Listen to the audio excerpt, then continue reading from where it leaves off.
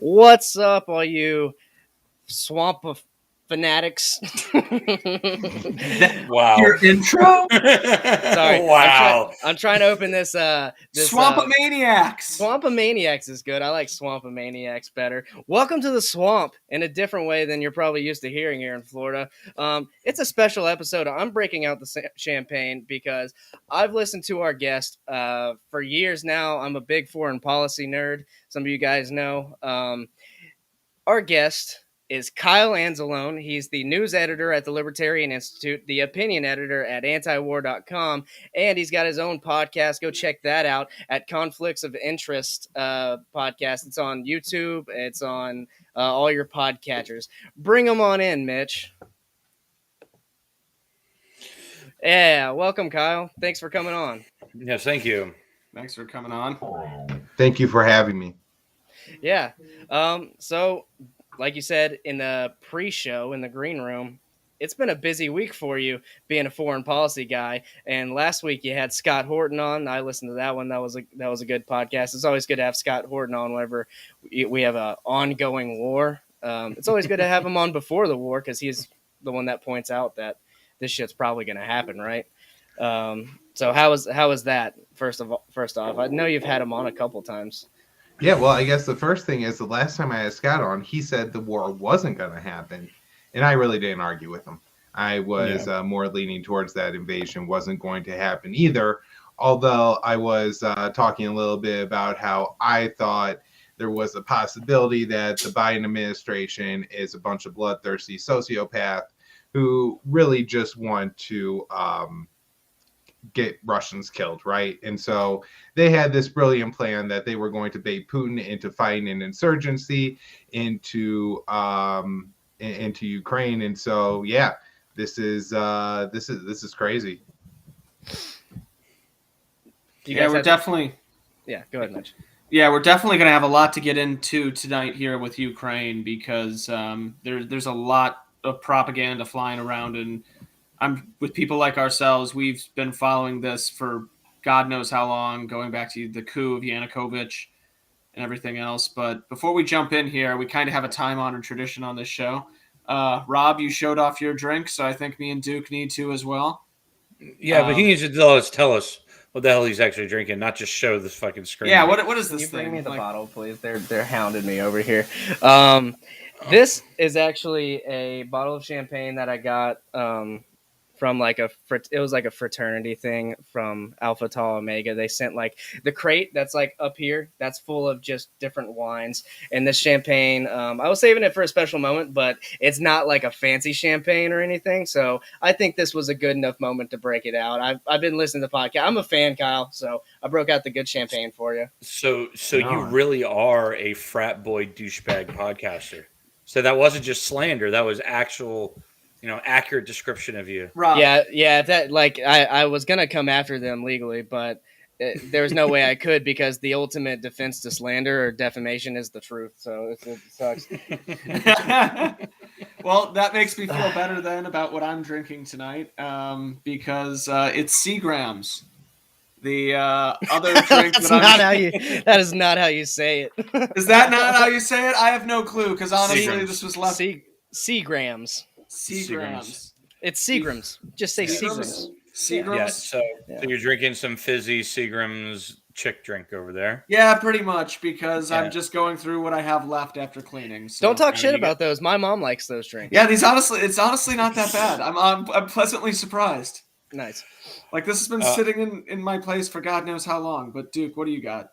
I have a Polliner, a nice little German beer that I used to drink when I was stationed overseas. It's I haven't had it in a while, and it's quite delicious. Kyle, what do you got going on for you right there?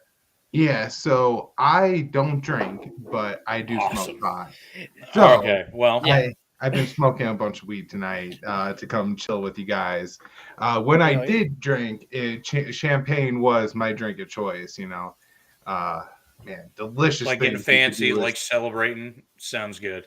No, just like fucking like rough day at work on a Thursday. Like I'm gonna go get a cheap ass bottle of champagne. Go get the Moet, break it out, and act like you're Biggie, just drinking it down. Some Andre, yeah. Yeah, right. That's good Get stuff. some just do like some concentrated grapefruit juice and make yourself like some cheap ass grapefruit mimosa, shit like that.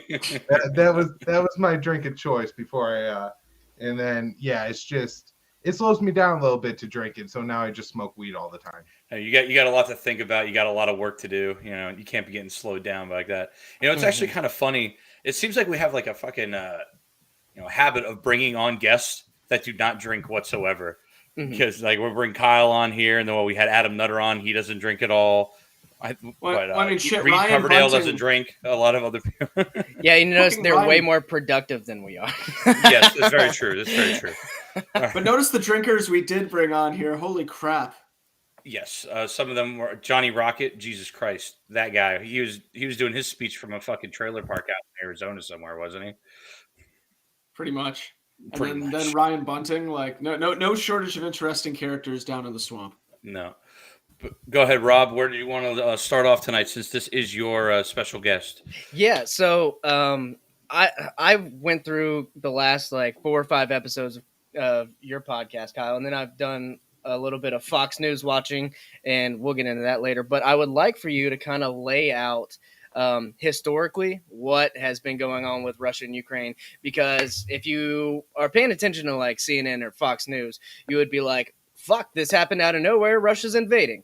So can you lay it out for the audience? And I'm going to be adjusting my audio here, so if you guys get an echo, just give me a little shut up signal. Yeah, well, there's this country, Ukraine, in Europe, and there's another country, Russia. No, I'm not the vice president, so I can actually talk about this. Yeah, after 1991, the Soviet Union dissolves, and with that, Ukraine becomes its own independent state. And as the Soviet Union is dissolving, one of the things that the U.S. negotiates with, what becomes Russia, as Gorbachev allows the USSR to shrink, is that NATO wouldn't expand if Germany was allowed to reunify and be a NATO member state. And so they did that. And then in 1999, Bill Clinton, went back on this and started admitting other states into NATO, including Poland. And so, this is significant. This is Warsaw, the former Warsaw Pact. And so, yeah, with NATO expansion going on, they expanded it all the way up to Russia's borders in the Baltic states. And they had a plan to admit Ukraine, which is pretty close to, Russia's capital, Moscow, shares a long border with Russia, and Georgia into NATO. When they offered Georgia NATO membership, the president went crazy and attacked a separatist region that was under protection of Russian peacekeeping forces, and that provoked a war in 2008 between Russia and Georgia, which Russia won and established the independent republics of South Ossetia, and I forget the name of the other one. But then in 2014, the U.S. orchestrated a coup in Ukraine, and they put a government in charge that was very anti-Russian, which caused a civil war in Ukraine to break out. And that's been on a slow burn for 8 years. Like 15,000 people have died in the fighting. There's a loose ceasefire that holds it together, but it's pretty ugly. It's been pretty ugly. A lot of civilians have been killed. And so, that's been going on for the past 8 years. And then about a week and a half ago, or maybe 2 weeks ago now, the fighting really heated up in that area. There were thousands of artillery rounds being fired over the course of a couple days. And whether, who started that fighting is still unclear. And I don't really just can't weigh in on that yet. But in response to that, and so if the Russian-backed separatists started the fighting, then this is obviously orchestrated by Vladimir Putin in order to give him an excuse to declare that area of Ukraine is independent and it was under Russian protection, and therefore he needed to carry out a special military operation in the invasion of Ukraine. It's also possible, it seems less likely, but it seems possible at this point, that was the Ukrainian forces that for whatever reason started that conflict. And, in response to protect the Russian people there, Putin launched this invasion, which, definitely is overkill for that. But I do think there are maybe tactical reasons why he would see a need to take that option. Not to necessarily justify it, but, I'm sure like his military commanders, were like, well, if you do it this way, then they won't have an air force at all. And it just makes the whole thing a lot easier or something. And so, he's killing a lot more people this way. But yeah, that's I try to do that as quick as possible.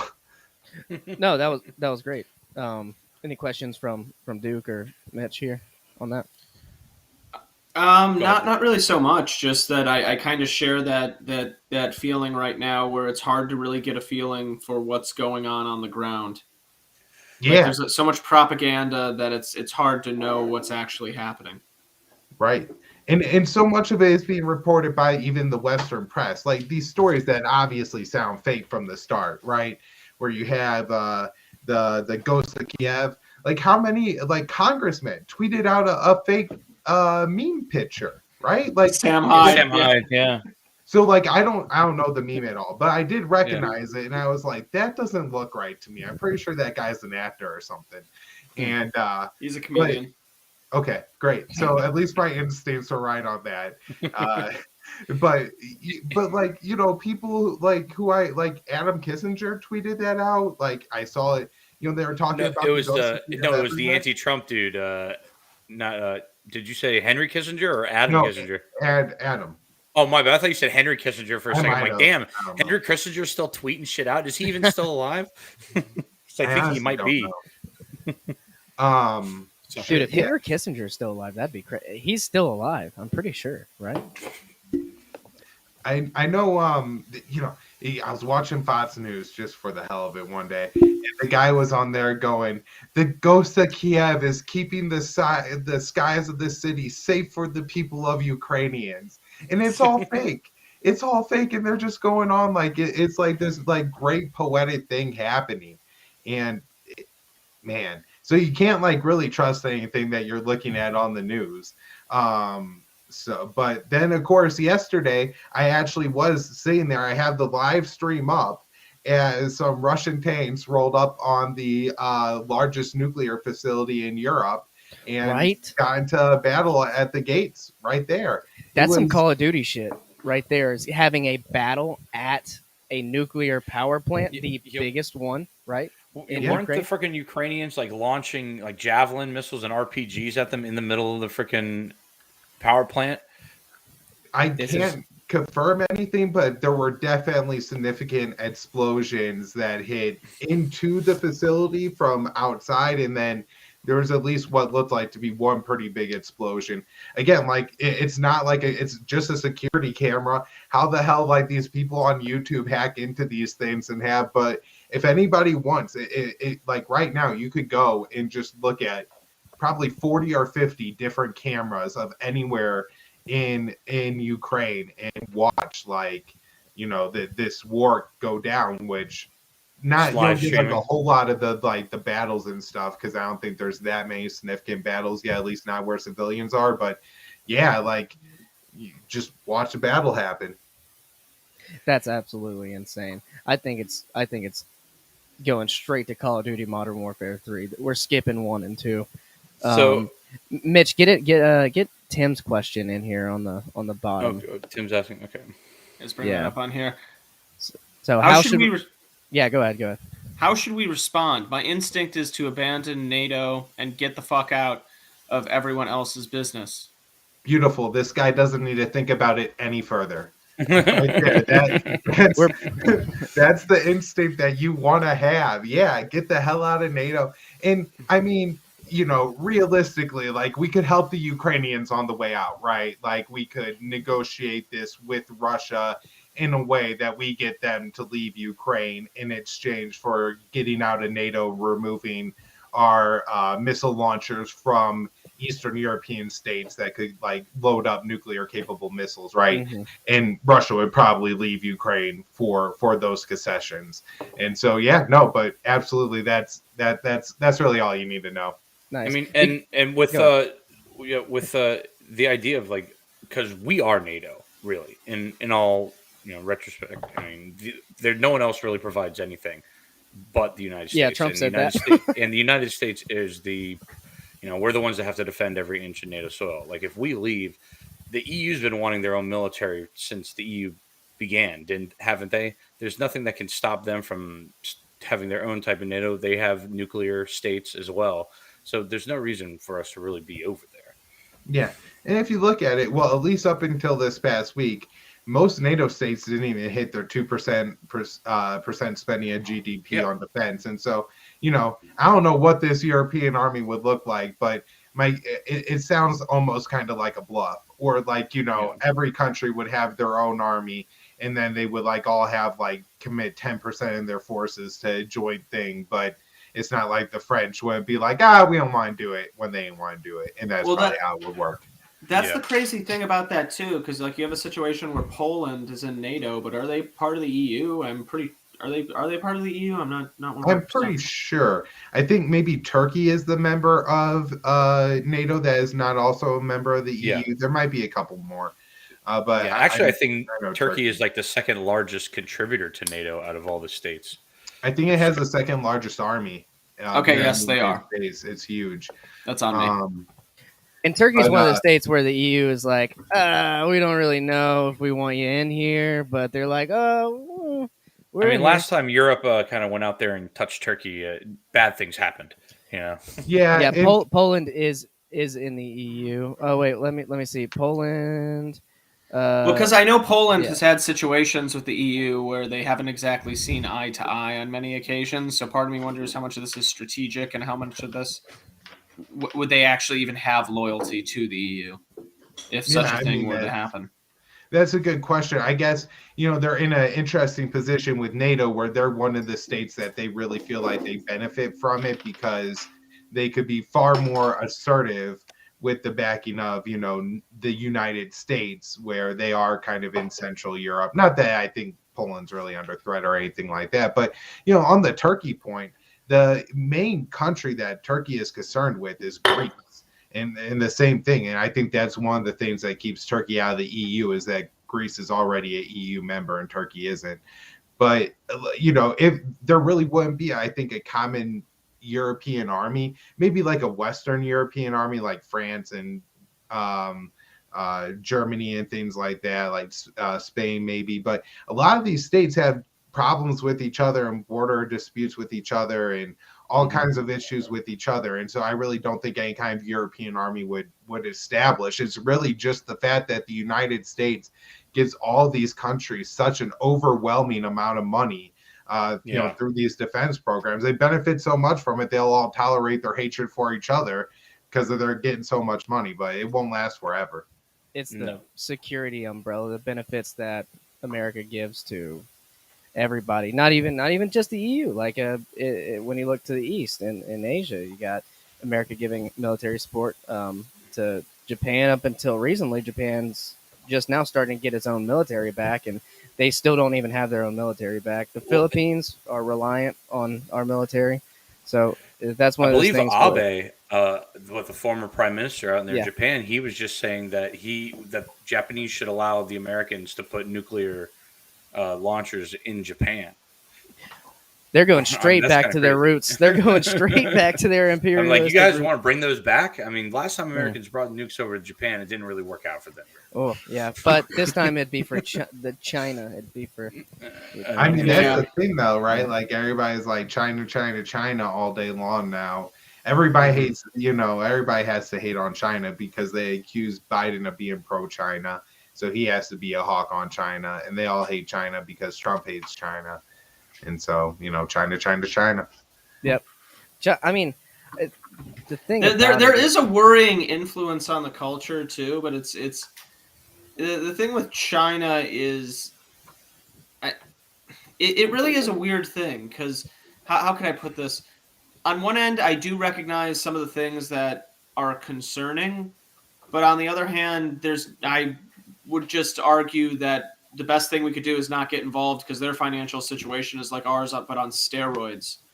Like, I don't know if you saw that video all those months ago where they were blowing up all those empty buildings. I don't.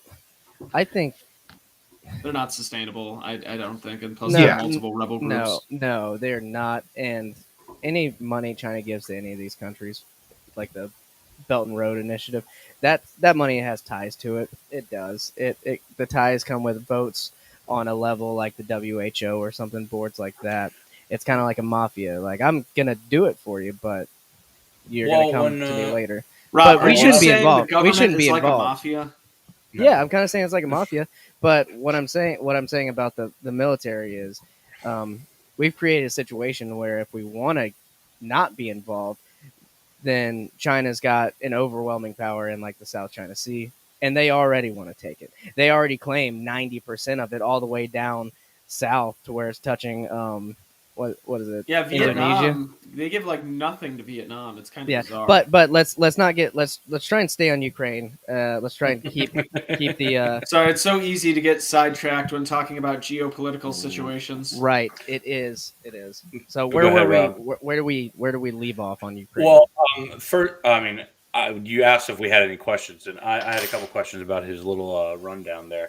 I'm no longer asking if you guys have questions because we ended up all the way in China. So that's well, this is about Ukraine. Completely other side of the It's world. about his little speech of Ukraine. I'm trying to Okay. hit on Ukrainian things here. Okay, so what was the name of the agreement after the 2014 invasion? Was it the Minsk Agreement or something Minsk? like that? It's Minsk Agreement? I think it's the capital of Belarus. So those are like that. negotiated.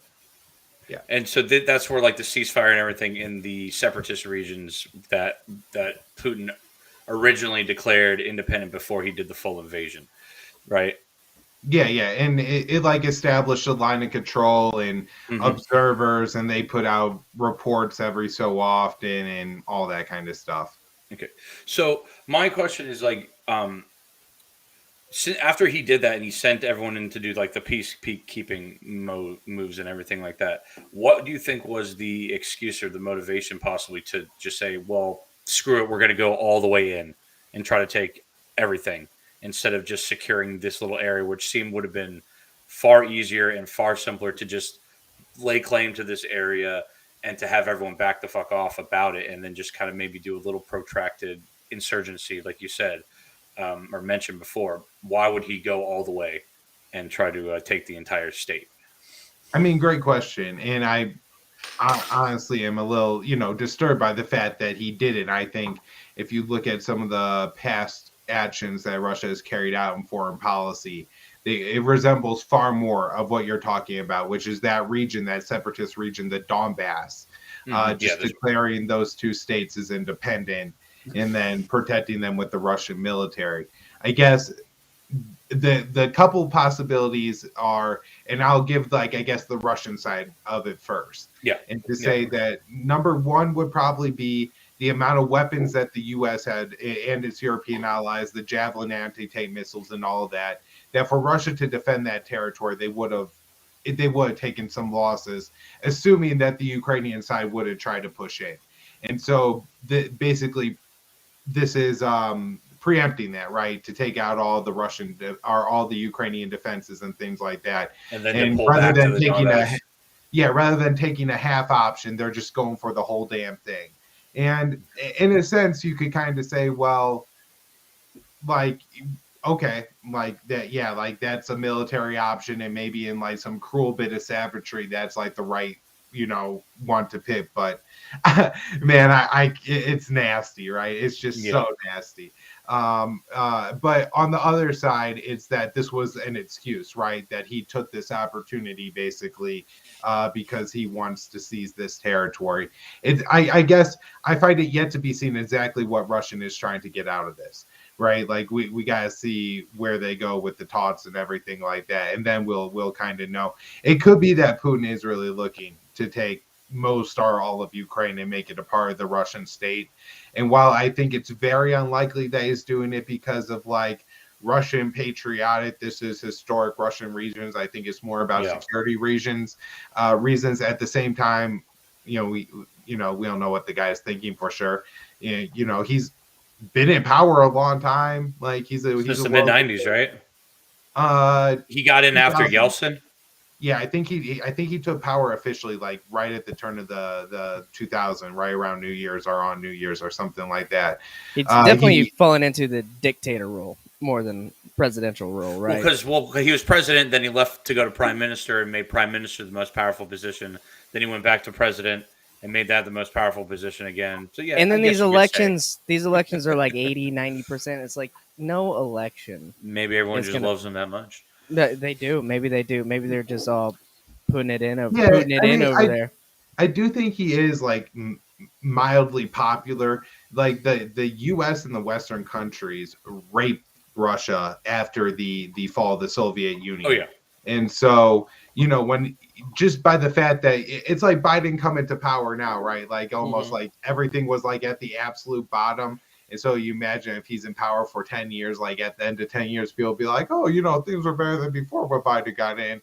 Just not remembering that everything was absolute shit because of the COVID regime and everything like that, and even the first years. And so I think Putin gets some like popularity points for that. He's stood up for Russia. At least they see it that way, like in Georgia and things like that. But my guess is that if he didn't have his, thuds and his military, monopoly on violence, he wouldn't be polling or wouldn't be scoring that well in elections. Right. Yeah, I agree. And do you see the Russians out there? They're fucking doing the biggest anti-war protest, in 20 years. Yeah. Like thousands of them are getting arrested. Well, right. It comes at a high cost in Russia. Yeah, right. And what's that guy's name? Alexander. His last name starts with an M. He was like opposition to Putin. He's a big social media guy over in Russia. They tried to have him killed with the Novichok agent in an airline. I'm somewhat skeptical. This guy's a lunatic. This Aleksei Nevali guy. He's like, you got him on video going like, well, the Russian state is for the Russians, and we got to take care of these Chechen cockroaches. And if you got an automatic weapon, then that's what you could use. Like he's pretty far out there. I think Amnesty International revoked his like conscientious prisoner status because he has unrepentant call to violence against a minority group. Oh, nice. he's definitely coming all after some of the oligarchs over there and Putin though. So like that's what I've been seeing from the mainstream news. But again, like they're probably he's very well spoken. He's like a young guy. He's well tied in with like the U.S. I think kind of political scene and stuff like that. And so they really like him. But like he's further right than Putin is. Like they get all upset about Putin being like, too anti-gay and things like this. I think this guy's views will be far more extreme. Now he may pretend for a while to get money from the U.S. because the Democrats are that big of suckers, right? That like you could do what you want to your country's gays, just hang a LGBTQ flag on their embassy in the United States, and we're all good. You're gonna get that aid, buddy. You better believe it. And so it's that easy. So yeah. From now on, I'll take everything I see from that guy with a grain of salt because I did see a video. It was on some YouTube channel that I really like. The guy's he's not a libertarian, but he's kind of middle of the road. Talking about Aleksei Nevali, and I was like, I gotta look into this guy, especially with all this going on. So I will look at that with a grain of salt now. Some fairly prominent libertarians that have retweeted this guy in recent days. I don't want to call anybody out, but yeah, I would be doing it. Well, I mean, the optics are bad, right? Like Russia definitely. The way they go about these air campaigns, and we saw it in Syria, whenever Russia got, I guess, free reign to do all of the bombing in Syria, right? They were brutal, and this is how they wage war. But this is modern war. I don't think. This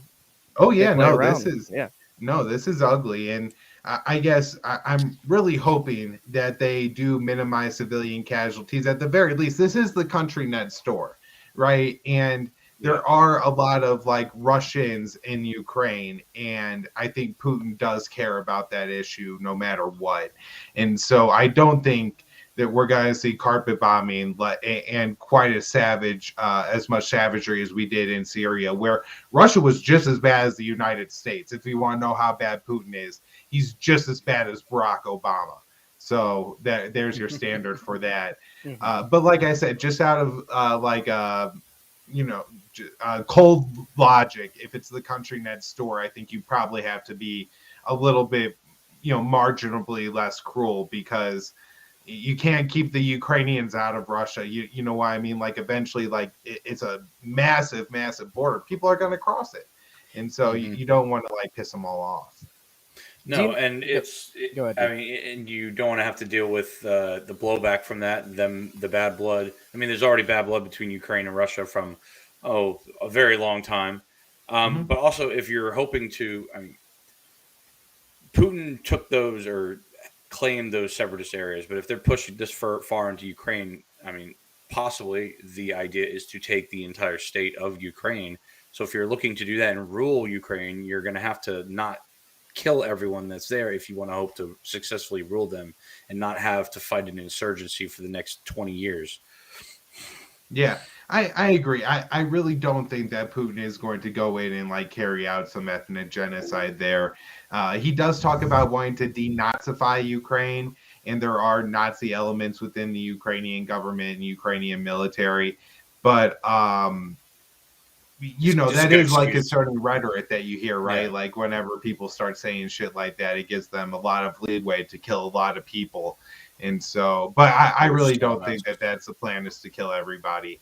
I think the plan is to like turn Ukraine into some kind of neutral state, or at least a part of Ukraine into some kind of neutral state. Make it like Belarus, perhaps.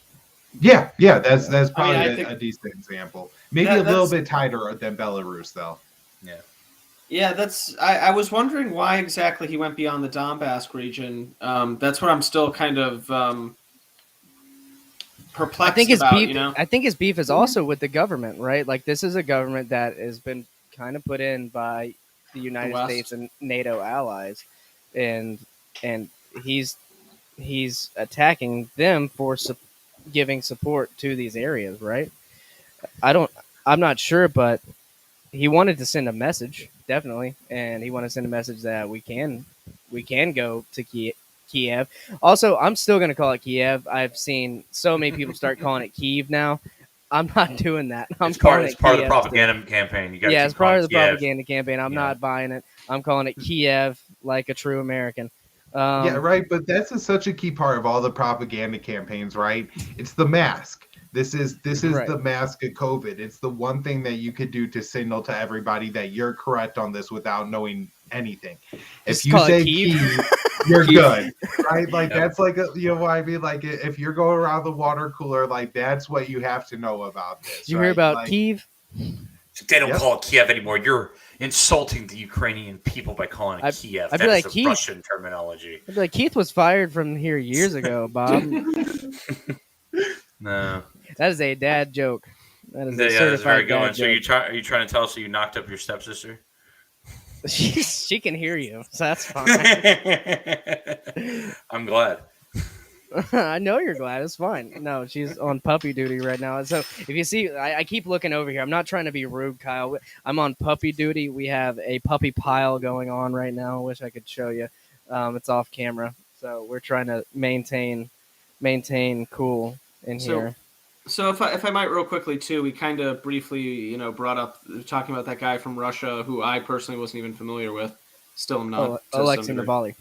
Yeah, I'm not familiar with him, unfortunately. But you brought up Chechens as well, and there seems to be a lot of Chechen militias going in and kind of fighting on both sides. Weirdly enough. Yeah, go ahead.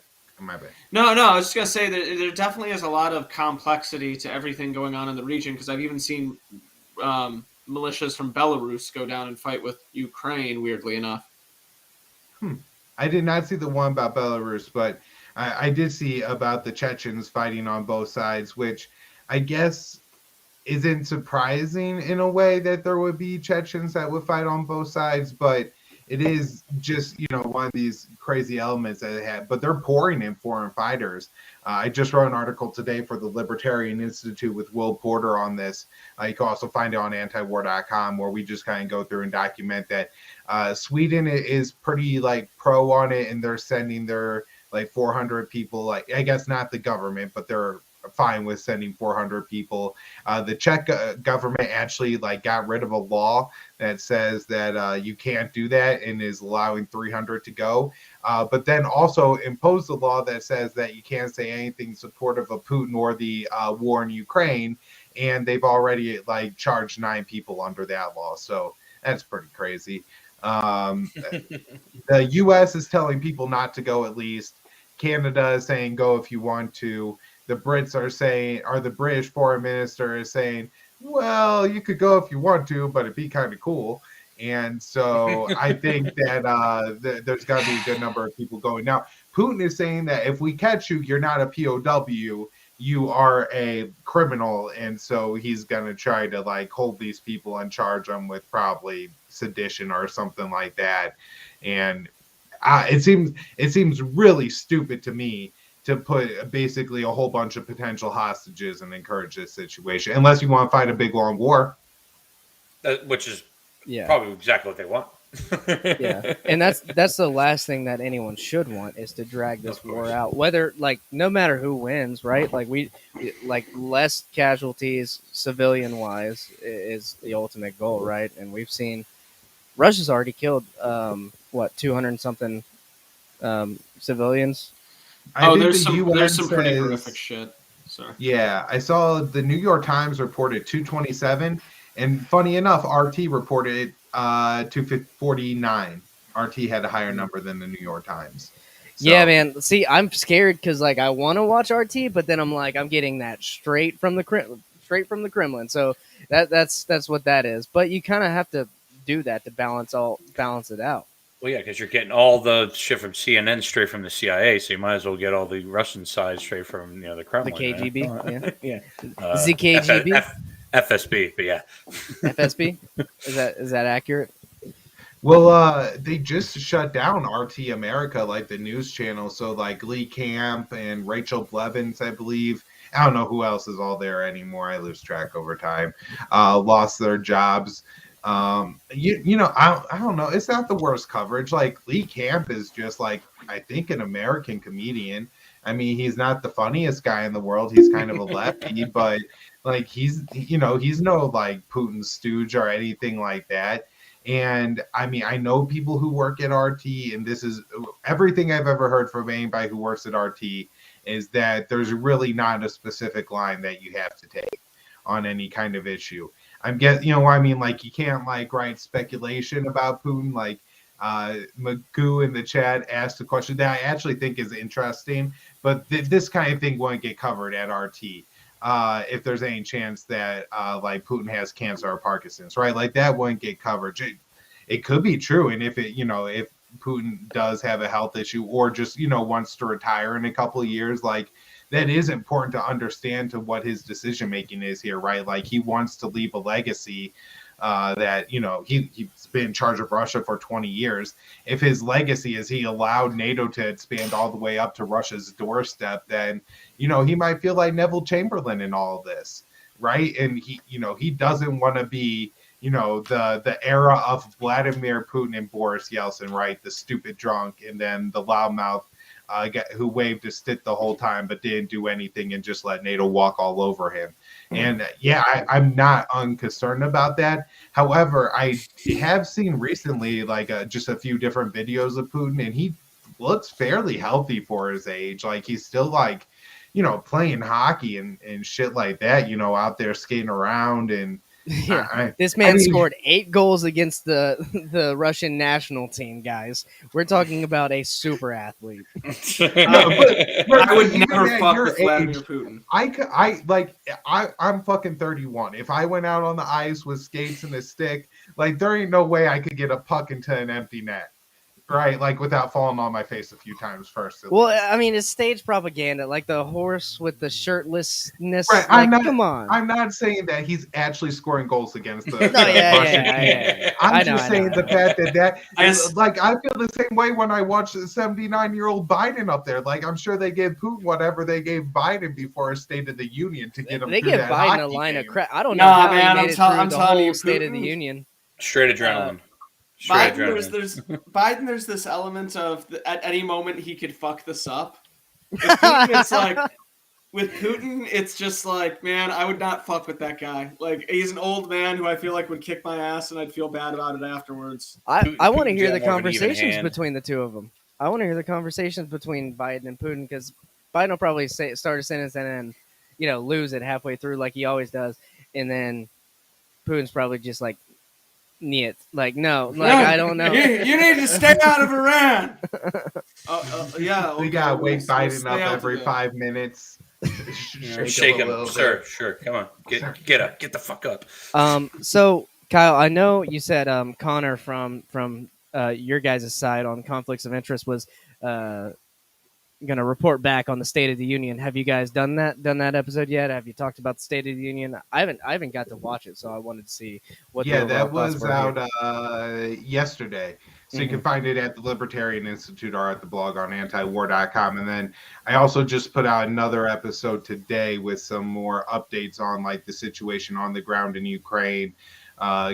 All the details I know about like seizing the nuclear reactor, some of the stuff I already talked about here, but just where kind of Russia is on the ground, what all the reports are.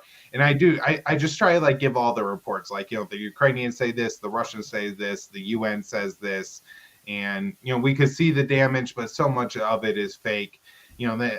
There's so much fake video coming out right now that it's hard to confirm. At the same time, I guess sometimes you do feel like you trust like some of these channels when they have like their crews on the ground filming the burnt out buildings and stuff like that. I'm not saying there's not a war going on, but it is somewhat difficult to tell the extent of it and how much fighting's gone. There's been some crazy videos, a bunch of Ukrainians standing in front of fucking tanks and just like going out on the road and blocking the Russians, like mobs of them. Sometimes one guy at a time, but and I haven't seen run anybody over and shit, right?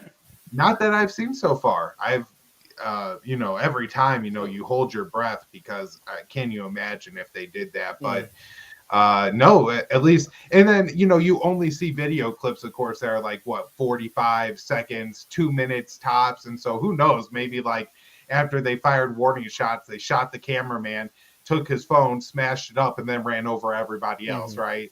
For all I know, that's how that whole thing went down. But at least on the videos I've seen, I haven't seen anybody get run over. I have seen them fire warning shots and move some people the way a soldier would move somebody who can't really move, just throw them around. Stop resisting. Yeah. So, no, it's the Tiananmen Square strategy. I like it. I like it a lot. It makes for good propaganda. On that note, too, I've been informed that apparently Putin doesn't want them to know this, but the tanks are free. If you see one of those tanks just abandoned out there, you can go in. You just take it. Yeah, you can just take it. That's some of the funniest footage that I've seen come out of this. That I'm assuming is tanks. I don't people are know. stealing tanks. People are like stealing some of these know. like APCs and tanks that have been abandoned and shit. People are like fucking taking them. Some dude with a tractor hooked up an APC to his tractor and just towed it. I'm not gonna lie. I'm definitely Team Ukraine. I do think it's true. The tractor pool one, I do believe. Now the I saw this one video. is the one I saw. I saw this video where there's this like little blonde girl that must be like 22 that like hops into a tank in this tit-top video and like presses 3 red buttons and she's like, "This is how you drive a tank." And so I guess. Wait, that's not real. I refuse to believe that isn't real, Kyle. Come on.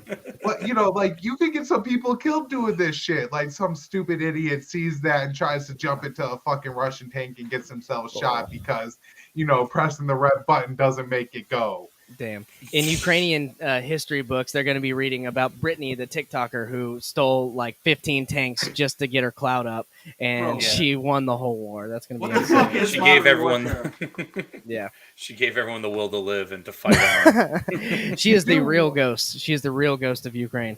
What I if do it wonder turns if, out like, her one advice of was these, actually right? true?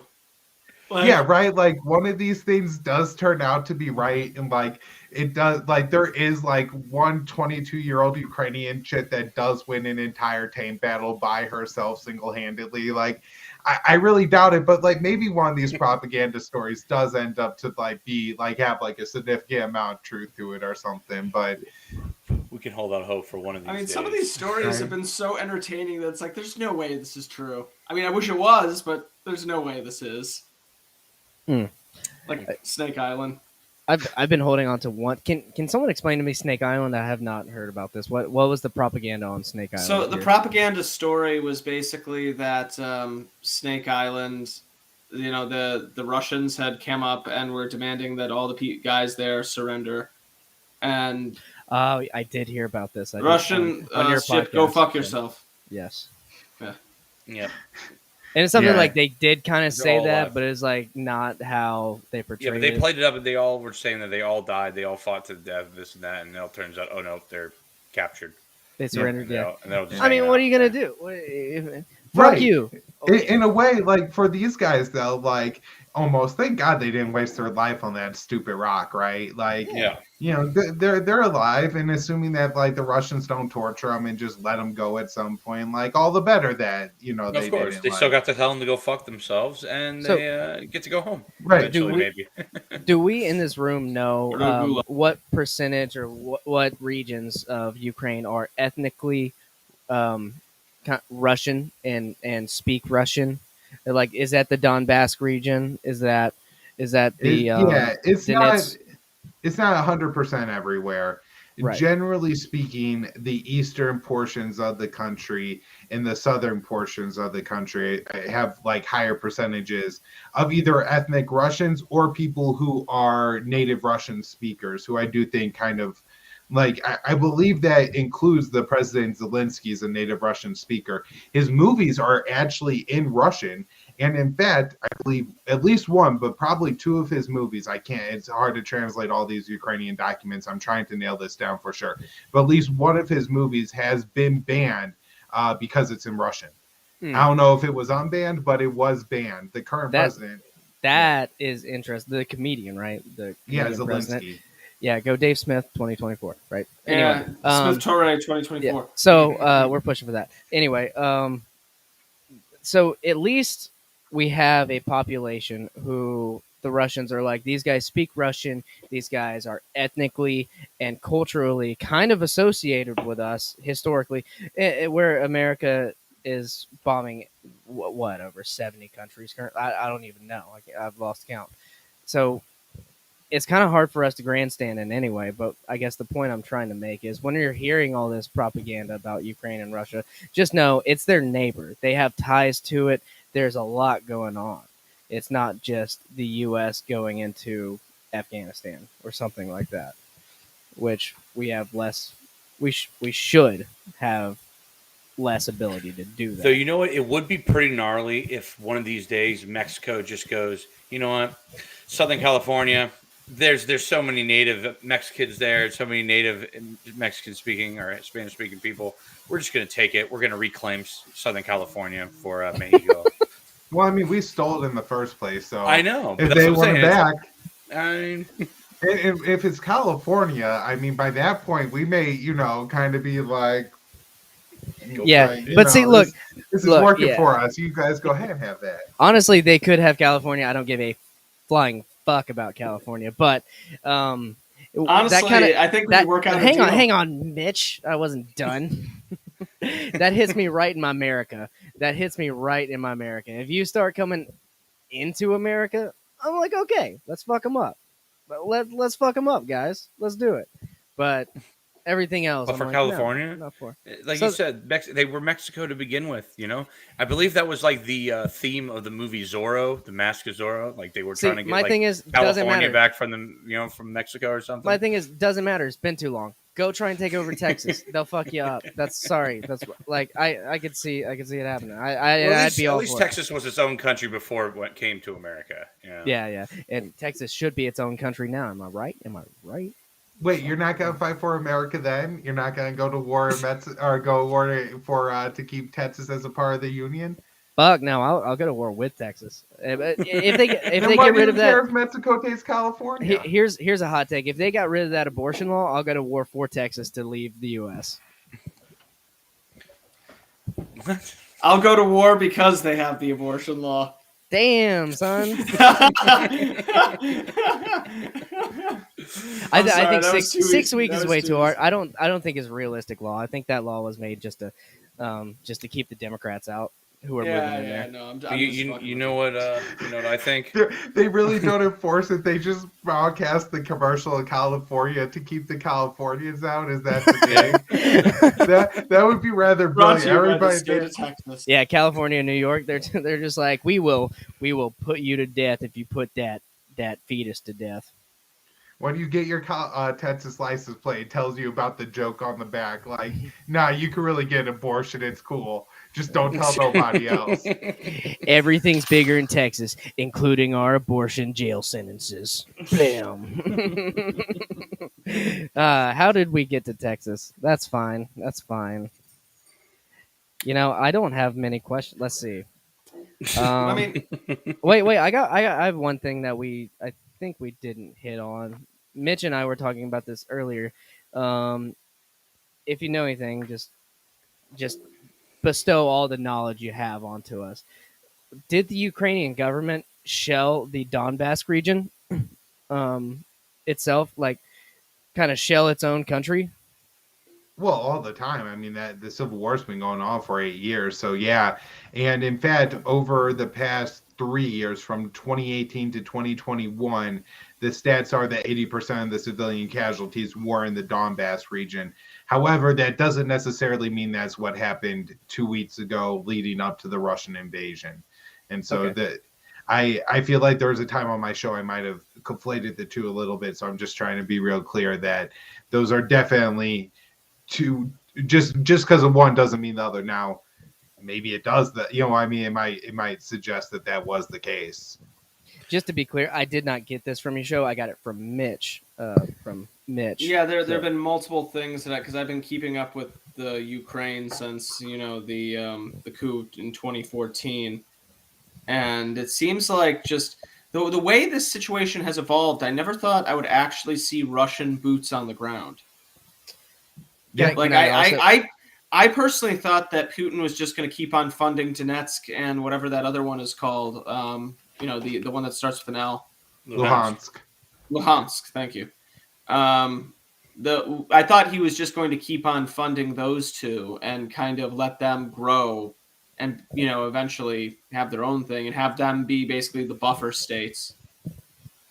And just to be clear, the Donbass region, is that region mostly ethnically Russian speaking, or do they have greater ties to Russia? Yeah. From what I understand, it's more attributed to it. So it could be said that Putin might take great offense to this if the Ukrainian government starts shelling citizens and people in the Donbass region. He's like, why are you doing this? You guys were a part of us for a long time historically. I'm going to do something about it. That could be a contributing factor to all this. Yeah.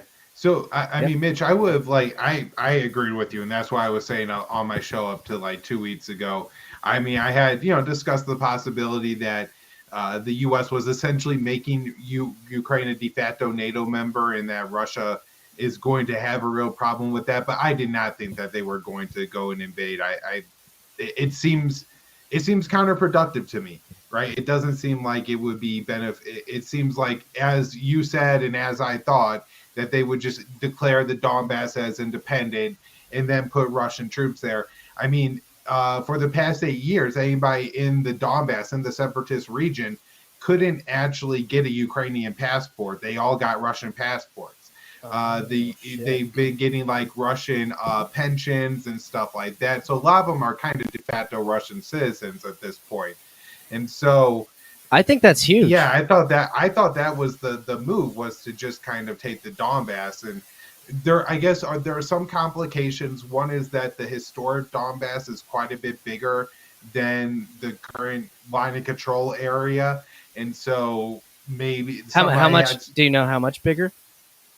Somewhat significantly. There's like major cities that they would want in the Donbass that I think they would recognize that aren't in there. So you think they might try to go back to that old historic line instead of? Is this why we had the situation in Odessa that happened? Sorry. So I don't know what's going on in Odessa. There's been 2 or 3 times where they reported that the Russians were moving in. It's, I guess, not exactly confirmed that they are yet. They are moving from the Crimean Peninsula west. And so Odessa is the city in the west. I think there's a pretty significant Russian population in Odessa. In Odessa in 2014, there were 13 or so Russians in one case, and then there's another one too, were burned alive in buildings and like targeted ethnic events. And so that's largely what sparked the people of Crimea to vote for independence and for the Donbass to declare separation. Were those kind of events that were happening around Ukraine, but particularly the one in Odessa. So my assumption has always been that, yeah, Russia is going to take the entire coastline of Ukraine. That includes Odessa, that includes Mariupol, that, you know, from the Donbass to the Crimean Peninsula. But I guess who really, you know, only Putin knows at this point. And it could also be that, you know, he's taking territory now in order to change it later for something, you know, further east that he wants. Or, you know, these things could play out in any 100 different ways at this point. Mm-hmm. Okay. I think there was one last thing we wanted to ask about, and that was the massacre at Odessa. Mitch and I were talking about that earlier. That's what you just mentioned. That was okay. Fire. Was that what it was? The fire. Did I have it all right, Mitch? Or as far as you know, with the massacre of Odessa, I watched all that footage. I fell down that rabbit hole, and it was very disturbing. But basically, you had people who were burned alive and other people who were choked to death, including a pregnant woman. Because of the smoke and. Like, no, they were basically, from what I understand, the people there who were protesting in favor of Donetsk or Russia. I think it was just Russia.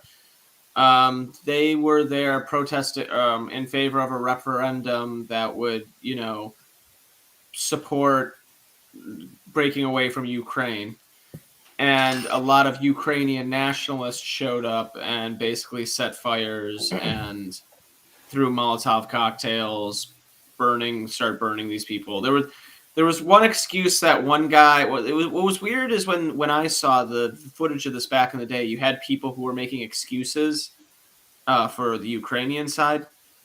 One of which involved saying, "Oh, well, this guy had a gun," and it's like, okay, so that excuses completely massacring all these people. Like, obviously, Mitch, don't you know rules of engagement? Dude, can I? So, what, Mitch? Whenever you say like Ukrainian nationalists, art of war crimes. Whenever you say Ukrainian nationalists, are we talking about the far right? I was just saying, people of Ukraine, because we didn't see. I don't remember. I haven't seen the footage in a long time, but I didn't see that flag of the right sector. Okay, it was just the regular Ukrainian flag. Right sector, the red and black one. Yeah, yeah, and the Azov guys don't always wear their insignias and stuff like that. I think sometimes they dress in all black and things to do their nasty work. The Azov how do you know this stuff, man? Like, you're so smart, dude. How do you know this stuff, bro? I'm trying to. Is this antiwar.com stuff? Yeah, it's my job to read about this all the time, and I listen to the Scott Horton show and. You know, a lot of smart people have talked about this over the years. It's not just the anti-war people. Jack Matlock, right? Was the second to last U.S. ambassador to the USSR, and he, wrote like a couple weeks ago that that the NATO expansion policy was going to lead to an invasion. So it's not even that much of a non-mainstream consensus. I guess the Ukraine, the 2014 coup in Ukraine, is one of the more reported on events. There's tons of footage of that. All the atrocities are on camera. If you watch Oliver Stone's documentary Burning Ukraine, I think is one. If you do Burning Ukraine on Amazon Prime, you should be able to get it. I'm pretty sure it's still up there. There's two different documentaries that Oliver Stone did of the Euromaidan protest, and there's so much footage that they're able to like geolocate, like, you know, where the different shooters were and all of that. But there are people in Ukraine who are killers, right? They are militant killers who like to kill. They, you know, are in some cases like descendants of like Ukrainian Aryan ideology, willing to like kill for like the, you know, their ethnicity. And so, yeah, I mean, that's happened several times, including in Odessa, and you know, that could have potentially been what caused the, you know, recent, you know, war to break out, was potentially those kind of actors trying to move into the Donbass region to carry out some kind of ethnic Russian bloodletting. Man, He did say the Aryans and the denazify- Slavs just can't leave each other. You know, they can't leave each other alone, man. They just really hate each other. Yeah. Putin did say denazify and I'm sorry, the third drink's hitting me now. This is actually pretty good champagne. It's actually pretty good champagne. I'm gonna have to hand it to Napa Valley, California. Anyway, so if we could close with anything, I want to ask, what do you? Yeah, go ahead, Mitch. No, I was just going to say there real quickly, though, when you brought up the denazify thing, apparently now Russia is saying they're going to host an anti-fascist conference. So, you know, there's so many things Who are they on. to do? Oh, sorry, dude. I It's fucking like I don't like Russia. Like, I love the Russian people, love their vodka, but like they are fat. Their They are guns are fascists. amazing. They're oligarchs. That's what they are. I feel like he's just trying to pump Biden sometimes. Like, Biden has the Summit for Democracy, so now he's going to have his anti-fascist alliance. Like, sometimes I really think that, like, You're saying Putin's a troll? Sounds, Yes. Yes. Yes. Dude, you remember when he was meeting with Merkel years ago? Merkel was notoriously afraid of dogs. So what he did is he brought his giant dogs out to meet her, and you just see her like frozen stiff. So he does shit like that all the time. Wait, it wasn't a giant dog though. Wasn't it a small dog? It was. Wasn't it like a lab retriever? I think it was like a golden retriever. Or it was lab. a very friendly dog. But she was I think petrified. there's two videos. There's one where like some other Eastern European leader has a dog, and he's like holding it almost by the tail or the leg or something, and Putin like runs over and is like, you know, holds it like you would hold a puppy. Yeah, right? It was like Turkey or some shit like that. It could have been. I don't remember. I don't. There's a lot of videos but then like the that with Merkel people video where is it's like, different. Yeah, the guy was like showing the puppy by its neck, like, look, I'm gonna give this to Putin, and Putin's like, give me that poor animal. That was definitely a bonus points for Putin there. It sucks because like everyone's comparing Putin to Hitler, and I'm like, I don't know. Like if I was living back then, I would not like Hitler as much as I like Putin. I'm not saying I like Putin, but I'm saying like some of the shit he does, I'm like, okay, I can see why you're doing it. I mean, have you seen the video of him teaching the kid judo?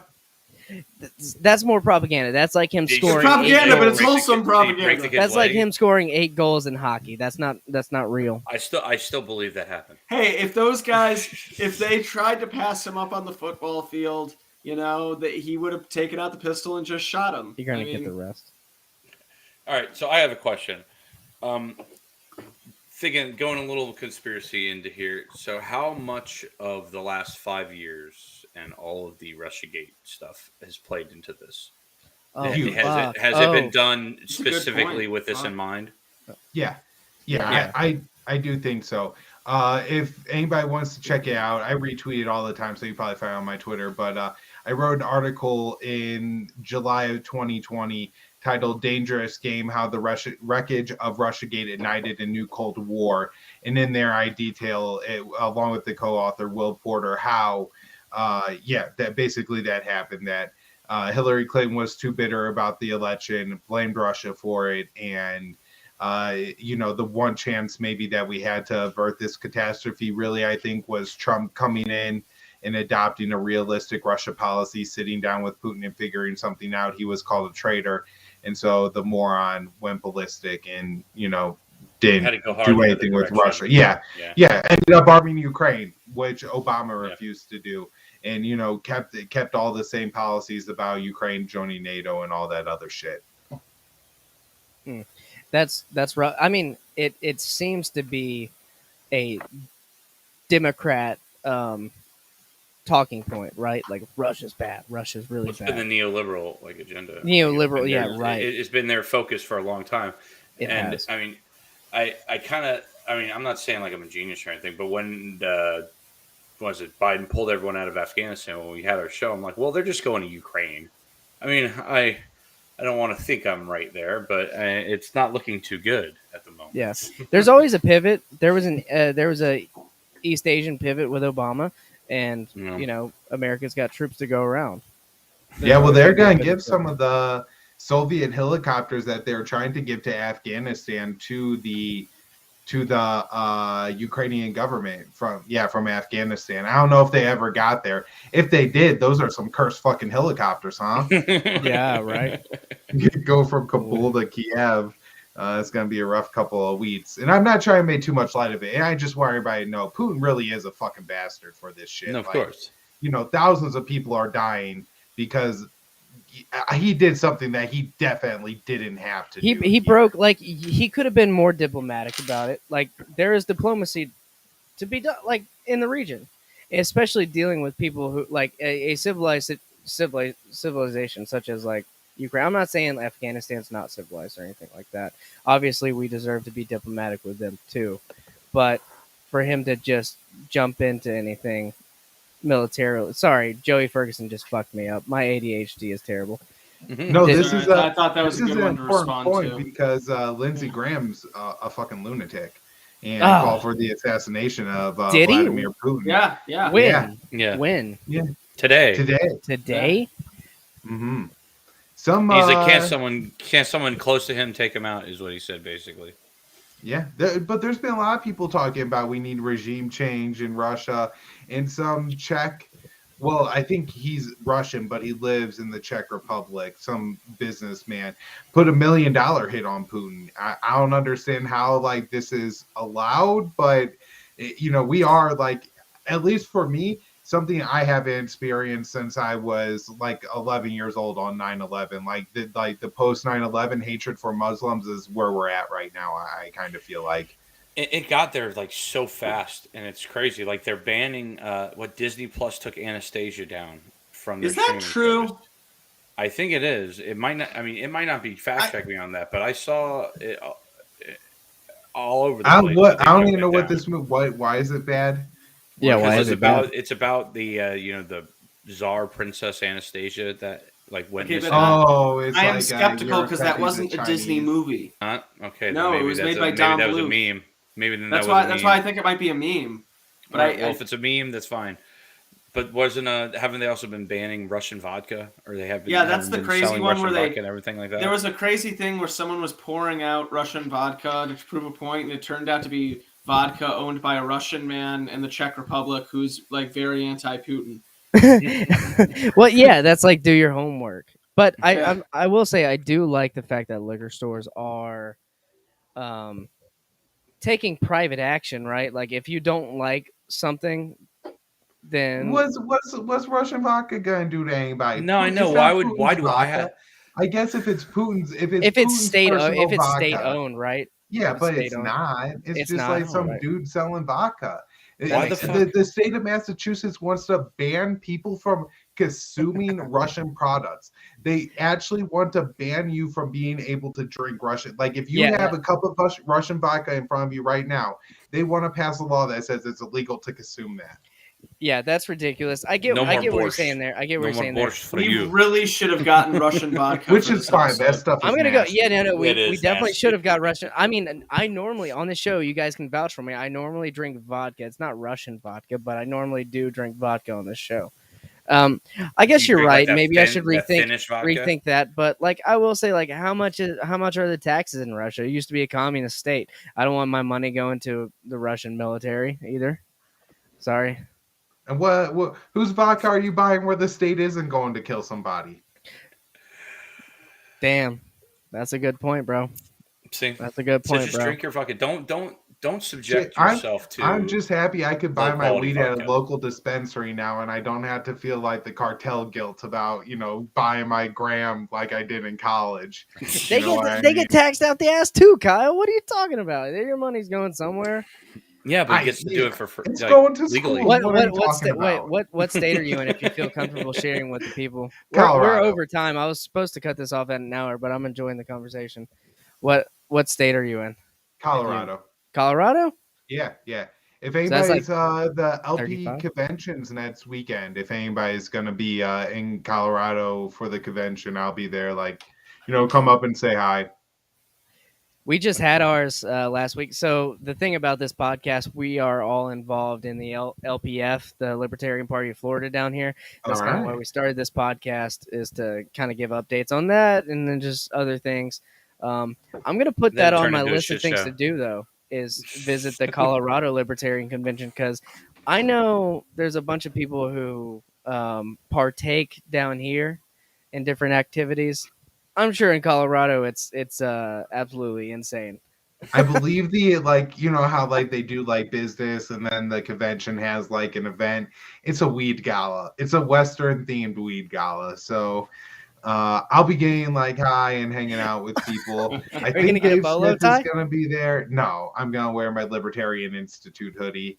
You already got the hoodie planned out. No reason to get too dressed up. Dude, I work from home now, and so I go outside like once a day to walk my dog, and then like once a weekend. So yeah, I wear my most comfortable hoodie. The hoodies from Libertas Bella that we sell at the Libertarian Institute are super comfortable. So yeah, Nice. Good pitch. Good plug. Yeah, good solid plug on the hoodie. I love hoodies. A good hoodie is never underestimated in this household, and I'll tell you that. So, Kyle, do you have any last second plugs you want to put in there, or anything else you want to say? Or Rob, do you have anything else you want to ask? No, Kyle? go ahead. No, you got it. Anyway. I'm good. I just if so, I guess give a prediction. I know it's hard. Because you were like, I didn't think they would invade, so you're kind of having to rethink a lot of stuff, right? What's your prediction for any upcoming events as far as Ukraine and Russia? And then what is the best possible scenario to get us out of here? And what's the worst possible scenario besides World War III? Because that's obviously the worst. Nuclear winter. Nuclear war is obviously Judgment Day. Yeah. All right. Realistically, I mean, like, the obvious answer is abolish NATO and solve the problem that way. But realistically, I think the best case scenario, and what I hope happens, just because I'm an optimist and I couldn't do this if I really believed we were going to nuclear war. I'd be sick. But I think that in about 2 weeks, official deal gets done. The Zelensky remains president, maybe, but probably unlikely. And there is essentially some kind of system put in place in Ukraine that ensures that not only can Ukraine not join NATO, but it can't take that far of an anti-Russian position. And that's the best case scenario. My guess is it's going to be somewhere more in the middle, where it's like a Russian sock puppet in charge.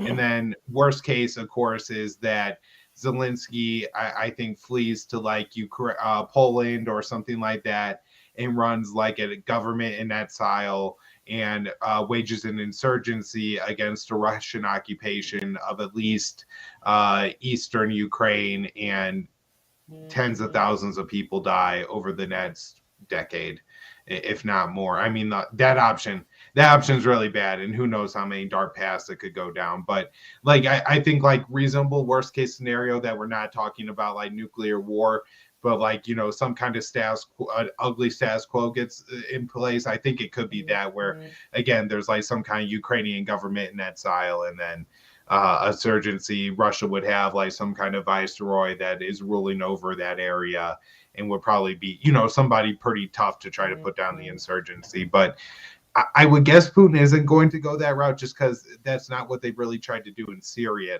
at all either. You know what I mean? But I feel like that the playbook's out, and I'm just kind of guessing on that. But I really hope, again, couple more weeks of fighting, some kind of deal gets done, and that's where we are.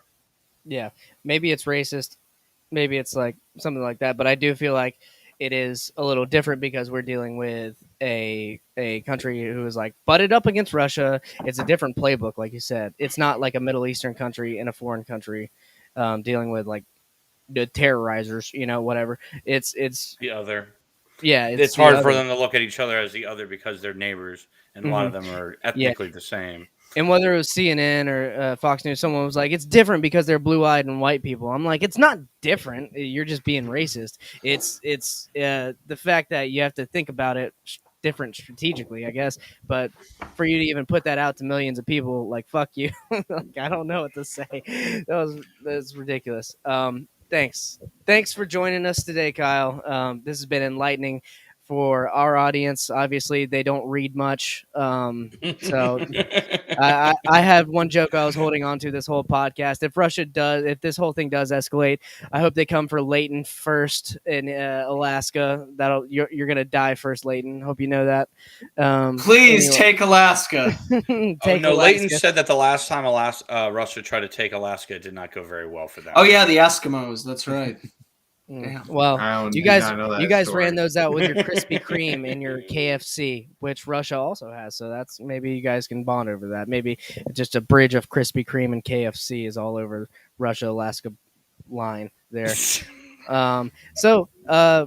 Big plug. The LPF convention went very well for us down here in Florida. I hope it goes well for you guys up in Colorado, Kyle. I'm back on the podcast for the foreseeable future, starting a job next week. Did you pass the bar?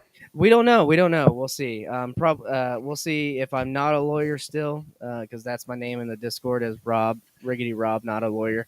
I did get a job though, so that's cool, and they're gonna keep me on whether I pass or not. If I pass, they bump me up to attorney pay, and that'd be great. Still, I'm making big boy money for the first time in my life. Hopefully, get my own place here soon. Thanks, bud. Yeah, and it was nice seeing you guys in person. I missed you guys, so that was nice. Always a blast. Always yeah. fun. Any other plugs here? You guys, of I don't know if course, this is a go plug. follow Kyle. Go follow Kyle at the Libertarian Institute. Check out antiwar.com, of course, and then his podcast, Conflicts of Interest. That's probably. I hope that's not all the plugs you got, but I just wanted to plug that too myself. Not really a plug, just one final food for thought in regards to Ukraine. I look forward to seeing what battlefield recovered AKs from Ukraine show up on Atlantic firearms in the coming months. Ooh, Nice. Very nice. Just a fact. I'm pointing that out. Okay. Like that's inevitable. Atlantic. I'm gonna write that down right now. Just wait until the local sheriff is worried about his bear cat being taken out by a javelin missile. But no, really, that's a real ass concern. But guys, thanks so much for having me on. Usually, whenever I talk like this shit, it's all serious all the time, and I don't try to make too light of war. Obviously, we talk about some dark shit, but I think this is another way to have the same conversation and to just communicate the message in a different way. So appreciate y'all so much for having me on. Thank you very much. Yeah, no, thank you, man. Thank you for coming on. Every one of you guys, all 250 of our subscribers right now, go follow Kyle. Get him to 1,000 on YouTube. That'd be great. Oh yeah, that'd be awesome. Hell yeah. Monetize that shit. All right. Yeah, for real. Thanks again. Have a good night. Have a good